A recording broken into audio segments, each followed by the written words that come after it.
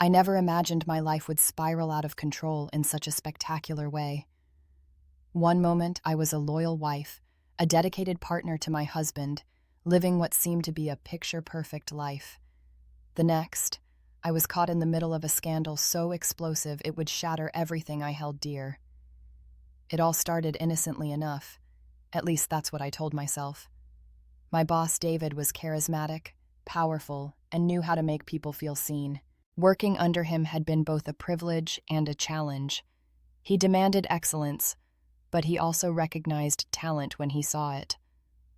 Over time, our professional relationship began to blur, and I found myself drawn to him in ways I couldn't explain or justify. The late nights at the office became more frequent. What started as collaborative work sessions turned into long, intimate conversations about life, ambitions, and dreams unfulfilled. He had this way of looking at me, as though I was the only person in the world. It was intoxicating, and before I knew it, I was in too deep. I didn't plan for anything to happen. I'd convinced myself that I was in control, that I could keep things professional despite the growing tension between us. But one night, after a particularly grueling day at work, David suggested we grab dinner. "You deserve a break," he said, his voice warm and persuasive. I hesitated, but my resolve crumbled when he added, "Just one dinner, no strings attached."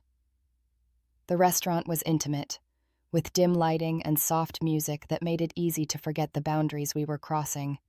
We talked, laughed, and shared stories we'd never told anyone else. By the time we left, the line between right and wrong had blurred beyond recognition. When we arrived back at his car, he leaned in. I told myself I should pull away, that I should stop this before it went any further. But I didn't. His kiss was electric, sending shockwaves through my body. It was a moment of pure surrender, and I knew then that there was no turning back. The affair began in earnest after that night. We were careful, or so we thought. Meetings in discreet locations, stolen moments in his office when no one was around. The thrill of secrecy was addictive, and I became reckless in ways I never thought possible. My husband Mark was trusting to a fault. He believed the late nights were for work, the missed calls a result of being too busy. I hated lying to him, but I couldn't stop. David had awakened something in me that I couldn't ignore. The double life I was leading began to take its toll. The guilt was suffocating, yet I couldn't bring myself to end it. David made me feel alive in ways I hadn't felt in years. With him, I wasn't just a wife or an employee. I was a woman, desired and valued. But the cost of that feeling was higher than I could have ever anticipated. Everything came crashing down on a night I'll never forget. David and I had planned to meet at a hotel after a company event. Mark thought I was out of town for work, and I'd gone to great lengths to cover my tracks. But fate has a way of unraveling even the best-laid plans. We'd just settled into the room when there was a knock at the door. My heart froze. David looked at me, confused, as I stood there, paralyzed by fear. "Room service," a voice called out. David opened the door, and in walked Mark, holding a camera. The room fell silent, the air thick with tension. Mark's face was a mixture of heartbreak and fury as he raised the camera and began recording. "Smile for the evidence," he said bitterly.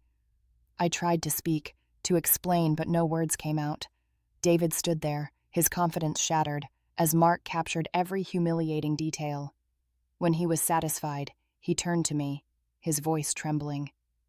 "You think I didn't know? You think I'm an idiot?" I wanted to scream, to beg for his forgiveness, but all I could do was cry. Mark stormed out, leaving me standing there, my world collapsing around me. David tried to comfort me, but his touch felt wrong, tainted by the betrayal we'd committed. The days that followed were a nightmare. Mark filed for divorce, using the video as leverage to ensure I walked away with nothing. He sent the footage to my family, my friends, even my coworkers. The shame was unbearable. I lost my job, my reputation, and the life I'd built. David tried to reach out, but I couldn't face him. Our affair had destroyed everything, and I couldn't look at him without feeling the weight of what we'd done. In the aftermath, I've had to confront the choices that led me here. I've spent countless nights replaying the moments that brought me to that hotel room, wondering how I could have been so blind, so selfish. Mark deserved better, and so did I. The road to redemption is a long one, and I'm still walking it. I've sought therapy, trying to understand the void I was trying to fill with David. I've reached out to Mark, not to ask for reconciliation, but to apologize, to acknowledge the pain I caused. He's moved on, and I'm happy for him. He deserves a fresh start, free from the shadows of our past. As for me, I'm learning to forgive myself, to rebuild my life piece by piece. The affair was a mistake, a catastrophic lapse in judgment, but it doesn't define who I am. I've learned the hard way that actions have consequences, and the price of betrayal is one I'll carry with me forever.